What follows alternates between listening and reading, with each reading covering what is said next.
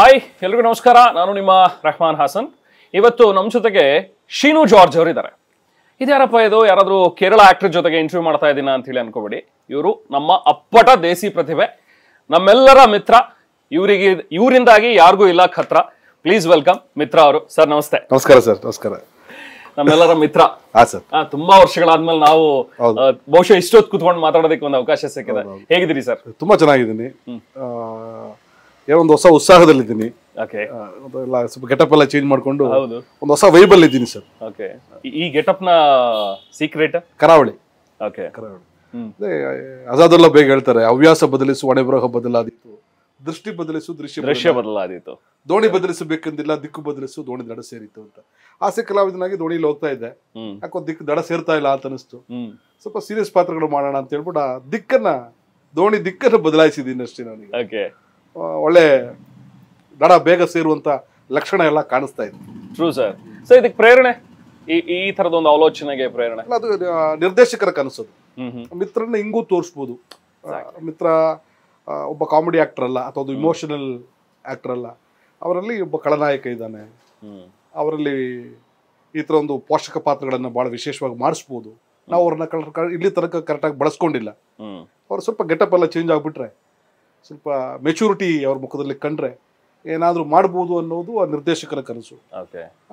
ಆ ಒಂದು photo shoot, ಆ ಒಂದು ಪೋಸ್ಟರ್ ವೈರಲ್ ಆಗಿದ್ದು ಬೇರೆ ಬೇರೆ ಸಿನಿಮಾಗಳಿಗೆ ನನಗೆ ಅವಕಾಶಗಳನ್ನ ಮಿತ್ರನ ಹಿಂಗೂ ಮಾಡ್ಬೋದಲ್ಲ ಒಂದು ಯೋಚನೆಗೆ ಜನ, ಡೈರೆಕ್ಟರ್ಗಳು, ನಿರ್ದೇಶಕರು, ನಿರ್ಮಾಪಕರುಗಳು ಆ ನಿಟ್ಟಿನಲ್ಲಿ ಯೋಚನೆ ಮಾಡ್ತಾ ಇದ್ದಾರೆ. ಎಕ್ಸಾಕ್ಟ್ಲಿ. ಸೊ ಈ ಗೆಟಪ್ ನ ಐಡಿಯಾ, ಈ ವೈಟ್ ಹೇರ್ ಅಂಡ್ ಈ ಪಾತ್ರಕ್ಕೆ ಬೇಕಾಗಿತ್ತು. ಒಂದು ಎರಡು ಜನರೇಷನ್ ಅನ್ನ ಸೇರಿಸುವಂತ ಪಾತ್ರ ಕರಾವಳಿಯಲ್ಲಿ ಮಹಾಬಲನ ಪಾತ್ರ.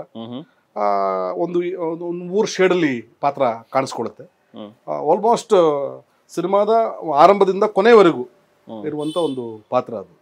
ಆದ್ರೆ ಆ ಮಹಾಬಲನ ಕನಸೇ ಕರಾವಳಿ. ಆದ್ರೆ ಆ ಸಿನಿಮಾ ಬೇಸ್ ಆಗಿರುವಂತದ್ದು ಮಹಾಬಲನ ಮೇಲೆ. ಆಗ ಆ ಮಹಾಬಲ 2-3 ಟೆಕ್ಸ್ಚರ್ ಅಲ್ಲಿ ಕಾಣಿಸ್ಕೋಬೇಕಾಗಿದೆ. ದಪ್ಪಾಗಿರುವಂತ ಮಹಾಬಲ, ಬಿಳಿ ಕೂದಲಿರುವಂತಹ ಮಹಾಬಲ, ಕಪ್ಪು ಕೂದಲಿರುವಂತಹ ಮಹಾಬಲ, ಮೀಸೆ ಇಲ್ದೇ ಇರುವಂತಹ ಮಹಾಬಲ, ಗಡ್ಡ ಮೀಸೆ ಬರದಿರುವಂತಹ ಮಹಾಬಲ. ಹಾಗಾಗಿ ಒಂದು ಹೊಸ ಎಕ್ಸ್ಪೆರಿಮೆಂಟ್ ಅದು. ನನ್ನ ಇಷ್ಟು ವರ್ಷದ ಸಿನಿ ಜರ್ನಿಯಲ್ಲಿ ಒಂದು ವಿಶೇಷವಾದಂತಹ ಒಂದು ಅನುಭವ ಇದು. ಸೊ ಈ ಗ್ರೇ ಹೇರಿಗೆ ಏನಾದ್ರು ಅದಕ್ಕೆ ಆದಂತ ಏನಾದ್ರು ಮಾಡಿದ್ರ ಅಥವಾ? ನಾನು, ನೀವು ನೋಡಿದಿರಿ, ಜೊತೆಗೆ ಶೋ ಇದ್ದೀವಿ, ತುಂಬಾ ತಿಂಗಳ ಕಾಲ ಇದ್ವಿ. ನನಗೆ ಇಲ್ಲಿವರೆಗೂ ಕೂಡ ನನಗೆ ಬಿಳಿ ಗಡ್ಡ ಬಂದಿದೆ ಅಂತ ಗೊತ್ತಿಲ್ಲ. ಯಾವತ್ತು ನೀಟ್ ಶೇವ್, ಕೂದಲು ವಾರಕ್ಕೊಂದ್ಸಲ ಕಟಿಂಗ್ ಮಾಡ್ಬೇಕು. ಸಣ್ಣ ಗ್ರೇ ಏರ್ ಬಂದ್ರು ಕೂಡ ಅದನ್ನ ಕಲರ್ ಮಾಡ್ಕೊಂಡು ಸ್ಟೈಲ್ ಆಗಿ ಕಾಣಿಸ್ಕೊಳ್ಳುವಂತ ಒಂದು ವ್ಯಕ್ತಿತ್ವ. ಬಟ್ ಈ ಬಿಟ್ಬಿಡಿ ನೋಡಿ ಸರ್, ಬಹಳ ಕಿರಿಕಿರಿ ಅನ್ಸ್ಬಿಡ್ತು ನನಗೆ. ಕೆರೆದಂಗೆ ಯಾವತ್ತು ಗಡ್ಡ ಬಿಟ್ಟವನಲ್ಲ, ಯಾವತ್ತು ಬೀಸಿ ಬಿಟ್ಟವನ ಅಲ್ವೇ ಇಲ್ಲ. ಒಂದು 2 ತಿಂಗಳು 3 ತಿಂಗಳು ಬಹಳ ಶ್ರಮ ಪಟ್ಟೆ. ಅದಾದ್ಮೇಲೆ ಎಲ್ಲರೂ ಲೈಕ್ ಮಾಡಕ್ ಶುರು ಮಾಡಿದ್ರು. ಒಂದ್ಸಲ ಇನ್ನು ಮಿತ್ರನ ಅನ್ನೋದು ಒಂಥರ ಗಡ್ಡದಲ್ಲಿ ಇಷ್ಟೊಂದು ಲುಕ್ ಬದಲಾಗಿದೆ. ಈಗ ಲಕ್ ಬದಲಾಗಬೇಕು. ಲಕ್ ಬದಲಾಗುತ್ತೆ, ಖಂಡಿತ ಲಕ್ ಬದಲಾಗುತ್ತೆ. ಯಾಕಂದ್ರೆ ನಿಮ್ಮ ಪರಿಶ್ರಮ ಇದರಲ್ಲಿ ಕಾಣಿಸ್ತಾ ಇದೆ. ಅಂಡ್ ವೆಯ್ಟ್ ಕೂಡ ತುಂಬಾ ಪುಟ್ ಆನ್ ಮಾಡಿದ್ರಿ ಅನ್ಕೋತೀನಿ. ನಾನು ಈ ನಮ್ಮ ರಾಘವೇಂದ್ರ ಸ್ಟೋರ್ಸ್ ಎಲ್ಲ ಆಗೋ ಟೈಮಲ್ಲಿ ನಾನು 96 kg 97 kg ಇದ್ದೆ. ಓಕೆ. ಭಾಳ ಮನೇಲಿ ಬೇರೆ ಕೆಲಸ ಇಲ್ಲ. ರಾಗ ಆದ್ಮೇಲೆ ನಮ್ಮನ್ನು ಮನೆಯಲ್ಲೇ ಕೂರಿಸ್ಬಿಟ್ಟಿದ್ರು ಜನ. ಸಾಕು ಹೀರೋ ಮನೆಯಲ್ಲೇ ಇದ್ಬಿಡಿ, ಸಾಕಾಚೆ ಬರಬೇಡಿ ಅಂತ. ಆ ಖುಷಿಯಲ್ಲಿ ಸಿಕ್ಕಾಬಿಟ್ಟೆ ಊಟ. ನಾ ಮೊದಲೇ ಭೋಜನ ಪ್ರಿಯ. ಊಟ ತಿಂಡಿ ಪಾರ್ಟಿ ಎಲ್ಲ ಮಾಡಿ ಒಳ್ಳೆ ದಪ್ಪ ಆಗ್ಬಿಟ್ಟಿದ್ದೆ. ಇದಕ್ಕೋಸ್ಕರ ಒಂದು 12 kg ಇಳಿಸ್ಕೊಂಡಿದ್ದೀನಿ. ಇನ್ನೊಂದು 5-6 kg ಇಳಿಸ್ಕೊತಾ ಇದ್ದೆ. ಓಕೆ. ಅಂದ್ರೆ ಪಾತ್ರಕ್ಕೋಸ್ಕರ ಏನ್ ಮಾಡ್ತಾ ಇದ್ರಿ? ಅದಕ್ಕೋಸ್ಕರ ಜಿಮ್ ಮಾಡ್ತೀನಿ, ಸ್ವಿಮ್ಮಿಂಗ್ ಮಾಡ್ತೀನಿ, ಡಯಟ್ ಮಾಡ್ತಾ ಇದ್ದೆ. ಈಗ ಸ್ವಲ್ಪ ನಿಲ್ಸ್ಬಿಟ್ಟಿದ್ದೀನಿ. ಸಿನಿಮಾ ಹತ್ರ ಬಂದಾಗ ಈಗ ಮಳೆಗಾಲ, ಕಂಬಳ ಮಾಡೋದಕ್ಕಾಗೋದಿಲ್ಲ. 1-2 ತಿಂಗಳು ಗ್ಯಾಪ್ ತಗೊಂಡಿದ್ದಾರೆ. ಆ ಗ್ಯಾಪ್ ಆದ್ಮೇಲೆ ಮತ್ತೆ ಶುರು ಮಾಡ್ತಾರೆ. 1-1.5 ತಿಂಗಳಲ್ಲಿ ನನ್ನ ಬಾಡಿ ಕೇಳುತ್ತೆ. ಬಹಳ ಫ್ಲೆಕ್ಸಿಬಲ್ ಇದೆ ನನ್ನ ಬಾಡಿ. ಚೆನ್ನಾಗಿದೆ. ಎಷ್ಟಾಗಿದೆ ಸರ್ ಪೋರ್ಷನ್? 40-60% ಸಿನಿಮಾ ಕಂಪ್ಲೀಟ್ ಆಗಿದೆ. ಒಂದು ಕ್ಯಾಮಿಯೋ ಇದೆ, ಒಂದು 45 ಮಿನಿಟ್ಸ್ ಒಂದು ಫ್ಲಾಶ್ ಬ್ಯಾಕ್ ಇದೆ. ಅದು ಚಿತ್ರೀಕರಣ ಆಗ್ಬೇಕಾಗಿದೆ. ಆಮೇಲೆ ಕಂಬಳದ ಕ್ಲೈಮ್ಯಾಕ್ಸಿಗೆ ಒಂದು ವಿಶೇಷವಾದ ಸೆಟ್ ಅನ್ನ ಅವ್ರು ಸೆಟ್ ಮಾಡ್ತಾರೆ. ಕಂಬಳದ ಸೆಟ್ ಒಂದು 300 ಕೋಣ ಅದೆಲ್ಲ ಇಟ್ಕೊಂಡು ತುಂಬಾ ಅದ್ದೂರಿಯಾಗಿ ಮಾಡ್ತಾ ಇದ್ದಾರೆ. ಕನ್ನಡ ಸಿನಿಮಾದಲ್ಲಿ ಈ ರೀತಿ ಪ್ರಯತ್ನಗಳು ದೊಡ್ಡ ಒಂದು ಖುಷಿ ಅನಿಸುತ್ತೆ ನನಗೆ. ಅಂದ್ರೆ ನಮ್ಮ ತನವನ್ನು ಇಟ್ಕೊಂಡು, ನಮ್ಮ ದೇಶಿ ಕಲೆಯನ್ನು ಇಟ್ಕೊಂಡು, ನಮ್ಮ ಕಂಬಳವನ್ನು ಇಟ್ಕೊಂಡು ಮಾಡುವಂತಹ ಒಂದು ಪ್ರಯತ್ನ ಬಹಳ ಬಹಳ ಒಂದೊಂದು ಸೂಕ್ಷ್ಮ ವಿಚಾರಗಳನ್ನು ಕೂಡ ನಿರ್ದೇಶಕರು ಬಹಳ ವಿಶೇಷವಾಗಿ ಮಾಡ್ತಾ ಇದ್ದಾರೆ.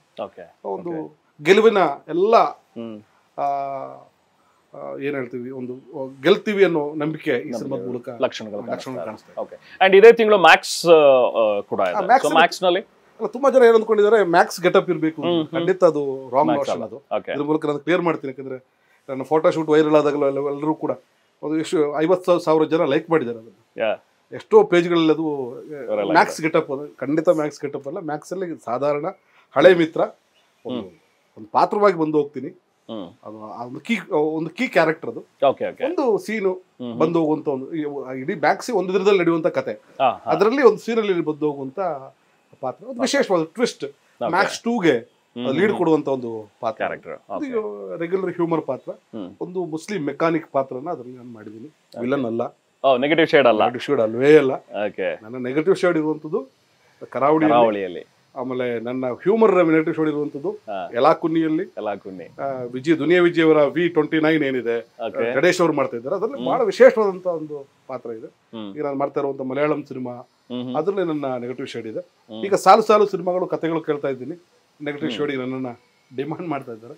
ಮ್ಯಾಕ್ಸ್ ಅಲ್ಲಿ ನೀವು ಆ ಎಕ್ಸ್ಪೆಕ್ಟೇಷನ್ ಇಟ್ಕೊಂಡು ಹೋಗ್ಬಿಟ್ರೆ ತಪ್ಪಾಗತ್ತೆ. ನಿಜ. Very true.